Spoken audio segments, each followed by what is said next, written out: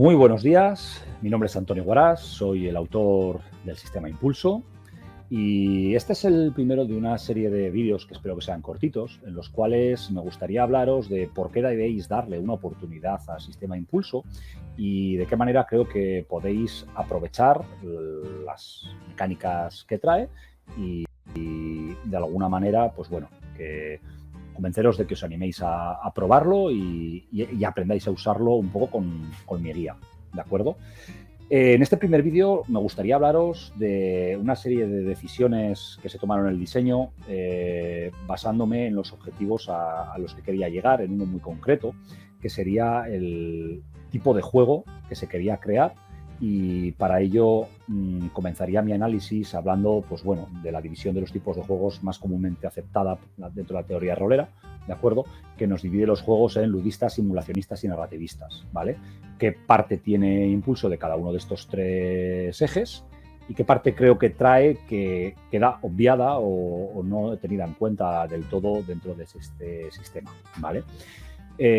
Podemos empezar, por ejemplo, en el eje narrativista, ¿de acuerdo? Los juegos narrativistas normalmente lo que buscan es generar ficción, en muchos casos compartida, y pone el foco en la historia más que realmente en los propios personajes, o al menos así lo he sentido yo cuando juego juegos narrativistas, ¿vale? Suelen introducir mecánicas que nos ayudan a desarrollar la historia como epicentro de todo lo que está ocurriendo.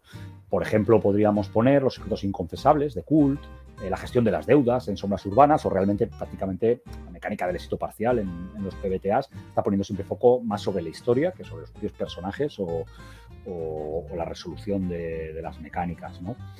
Pues en este caso Impulso quería que tuviese una parte narrativista, tanto lo que sería, por ejemplo, en la gestión del propio juego y que proviene de los impulsos obtenidos en una tirada. A través de los impulsos que obtienen los jugadores durante el juego, tienen una capacidad muy fuerte de, a través del Fiction Labs, establecer narración, meter cosas en la ficción que pasan a convertirse en realidad del mundo de juego. Entonces, tenemos una mecánica muy intrínsecamente unida a lo que sería la tirada base del juego, que va a permitir a los jugadores introducir narración, afectar a lo que está ocurriendo en el juego y a la historia. Pero no solo eso, sino que Impulso tiene 3 tipos de creación de aventuras, ¿vale? Y hay una de ellas que está pensada exclusivamente para el juego narrativo, como sería la mecánica de las 11 preguntas de improvisación. En ella, los propios jugadores van a crear la historia conforme van respondiendo las preguntas del narrador. Es directamente empezar a jugar sin una historia todavía, sin una trama preconcebida, sin algo preparado, y que los propios jugadores van a decidir qué es lo que está ocurriendo. De modo que gracias al uso de los impulsos y a las aventuras de las 11 preguntas es posible desarrollar un juego muy narrativo con impulso, ¿vale? O no tanto. Puedo irme a la parte ludista de los juegos y aquí yo diría que normalmente las mecánicas permiten establecer decisiones y estrategias a los jugadores para resolver retos, ¿vale? Es un poco lo que busca esa mecánica ludista, disfrutar a través de lo que es el uso de las reglas, como en juegos de tablero de cartas, ¿vale? Podemos ver ejemplos en juegos conocidos como los Venice and Savage Worlds o los puntos de fortuna de Tierras Quebradas. Metamonedas que al final lo que me permiten es, contando con ellas, establecer estrategias de juego y sobreponerme a problemas o sobrepasar retos. Este impulso, por ejemplo, pues lo hace normalmente a través de la reserva de impulso de los jugadores, una reserva en la que yo voy acumulando impulsos no usados en generar narración y que la puedo usar, ¿de acuerdo?, para alterar las posibilidades dentro de una tirada. O el gasto de los puntos de foco, donde en momentos determinados mi personaje va a poder un push your luck, va a poder hacer un poco ajustar las posibilidades a su favor, ¿de acuerdo?, a través de una gestión de recursos, ¿vale? Pero de nuevo nos volvemos a encontrar a que hay un modo de juego específico para los jugadores ludistas, que serían las aventuras con guión. Tiene varias reglas que realmente están pensadas para explotar esta parte del juego, como por ejemplo la reducción de la reserva de impulso de los jugadores al acabar un capítulo, que permite modificar descriptores de la ficha o regenerar focos. Son unas reglas pensadas para hacer gestión de recursos que van a beneficiar a los grupos que hayan hecho los deberes, que hayan hecho bien sus labores de investigación, de averiguar lo que pasa, porque les permite prepararse mejor para lo que les viene en fases posteriores de la aventura. Entonces, un grupo de alguna manera ludista puede hacer foco en esta parte de las mecánicas para obtener ese tipo de experiencia, ¿de acuerdo? Tendríamos, por otro lado, los juegos simulacionistas, donde realmente pues, tenemos como objetivo crear una verosimilitud del mundo de juego, no de nuestra realidad. No estamos intentando representar nuestra realidad, estamos intentando representar y dar coherencia interna al mundo en el que se juega. Queremos facilitar la inmersión, que las decisiones de los personajes tengan resultados esperables dentro de lo que sería el juego. Hay mecánicas muy simulacionistas, como pueda ser la cadencia de fuego en las armas de Eclipse Phase, que te determinan muchísimo. Es muy realista.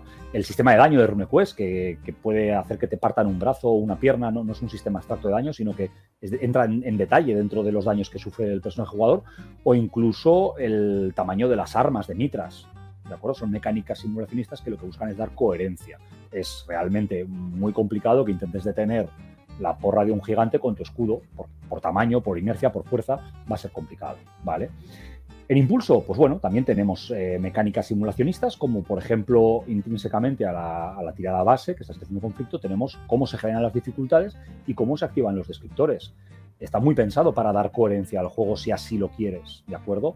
Y además de eso tienes una distribución de probabilidad que está muy estudiada a través de una campana y que trata de obtener resultados esperados, de modo que, si bien es un simulacionismo algo simplificado, sí que trata de trasladar sentido común de la ambientación a la tirada, ¿vale?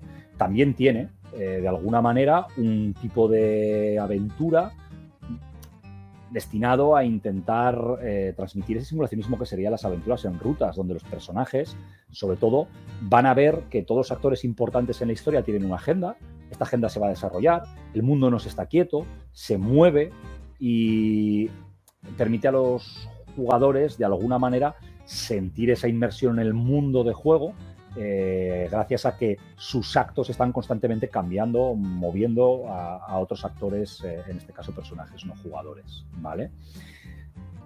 A partir de aquí hay una parte que a mí este análisis simulacionista, narrativista, ludista siempre he pensado que olvidaba, y en el que durante una buena parte de mi vida como horrero, pues bueno, es en la que me he sentido identificado.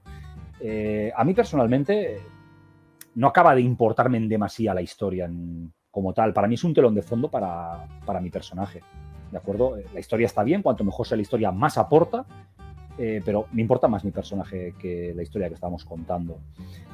Sobre la parte ludista, para mí es una guinda. Realmente me voy a divertir más si la parte ludista está bien desarrollada, y que hace que disfrute más, pero no es un objetivo en sí. Y por otro lado, el simulacionismo es importante porque quiero desarrollar mi personaje, pero no es el objetivo, porque el simulacionismo al final hace centro en lo que sería el mundo de juego y en la credibilidad y verosimilitud de ese universo en el que estamos jugando. Pero yo no quiero centrarme en ese universo de juego, yo no quiero dar credibilidad al mundo, quiero dar credibilidad a mi personaje en concreto, ¿de acuerdo? Por eso creo que mi propio gusto, lo que yo busco cuando me siento a jugar muchas veces en una mesa de rol virtual o presencial, no acababa de quedar del todo reflejado en ninguna de estas tres variables, y sin darle un nombre a este cuarto eje, desde mi punto de vista, hubo una serie de decisiones de diseño que creo que intentan aportar algo diferente en Impulso. Algunas de las decisiones en esta dirección de explorar al personaje, vivir el personaje, serían, por ejemplo, el sistema de creación de personajes con los tres conjuntos, profesional, social y personal, porque no solo quiero definir a mi personaje en todos los actos, en todos los ámbitos de su vida, quiero que eso tenga trascendencia en el juego, quiero que se vea en el juego, en las decisiones, en las mecánicas. Entonces, crear al personaje en esos tres conjuntos y que sean valores que tengan interacción con el juego me parecía importante. Hay pocos juegos que yo conozca que se, digamos, trasladen todas esas típicas preguntas de creación de trasfondo del personaje a mecánicas, ¿vale?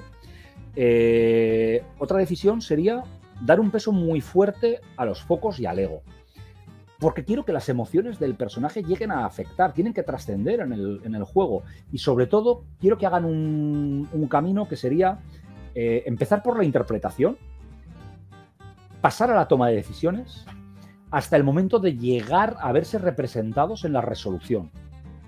de las acciones a través de las mecánicas. Ese foco va a ser, digamos, una guía de interpretación, va a llevarme a tomar una serie de decisiones que van a generar posiblemente una serie de tiradas y van a modificar esa tirada, ¿de acuerdo?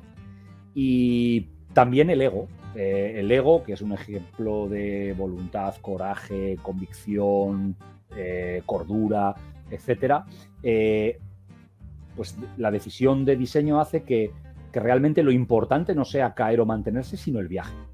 Es un juego en el que lo que intento es que cuando el personaje vea cómo el escenario afecta a su ego, lo haga de una manera progresiva y vaya viviendo ese viaje junto a su personaje. Además, pues bueno, he tenido la suerte de que en una partida que estoy jugando ahora mismo he podido ver muy de cerca una situación parecida en la que un personaje que se llamaba Xavier ha tenido ese camino descendente conforme de alguna manera se enfrentaba a situaciones que lo hacían desmoronarse al ver sus motivaciones, en este caso su exmujer, cómo la perdía y no podía recuperarla, y cómo el sistema le ha llevado a interpretar una situación, a tomar una decisión concreta en la que se rebelaba contra la que era, digamos, su acción, lo que sería el curso de acción más esperable por parte de su personaje, se rebela contra eso, motivado por el foco, y consigue una motivación tan fuerte el personaje a la hora de resolver la tirada que incluso consigue dar la vuelta a la situación, y lo que estaba siendo una caída en la desesperación se convierte en un giro en la historia en la que su personaje afronta el camino contrario, la esperanza y el no rendirse. Y esto no ha sido solamente una interpretación. Las mecánicas le han ayudado a vivir ese renacimiento, ¿de acuerdo? Con lo cual yo diría que uno de los objetivos importantes de Impulso es que no solo podamos hacer foco en la parte del rol que más nos interesa, sea narrativista, ludista o simulacionista, prestando especial atención en la resolución del juego a las mecánicas y tipos de aventuras que trae el sistema Impulso para los amantes de ese tipo de juegos, sino que además me atrevo a decir que de alguna manera tiene unos objetivos de diseño que llevan a poder establecer un cuarto pilar, un cuarto eje, ¿de acuerdo? Que realmente no es ninguno de los tres, normalmente tenidos en cuenta a la hora de hacer el diseño de juegos, sino que es vivir, sentir al personaje. Lo comenta el libro. Yo quiero que los personajes de Impulso sean una ventana, sean los ojos, los oídos, el corazón del jugador dentro del mundo del juego. Y quiero que el jugador, de alguna manera, viva ese mundo de juego a través del personaje. A partir de ahí podemos hacer más foco o menos en estas otras partes del juego que ya hemos comentado, pero sobre todo lo que quiero es que el juego traiga una serie de mecánicas y traiga una serie de reglas de construcción que lo que nos permitan sea hacer ese paso de interpreto esas emociones, esas luchas internas, esas pasiones, esos sentimientos del personaje. No solo los interpreto, sino que pasan a entrar dentro de la toma de decisiones, afectan mecánicamente a la resolución de las acciones y retroalimentan el ciclo creando nueva ficción que me vuelve a llevar a, de alguna manera, a enfrentarme a cómo se siente mi personaje, cómo actuaría, qué recursos invierte, hasta qué punto arriesga, y vuelvo a generar ficción.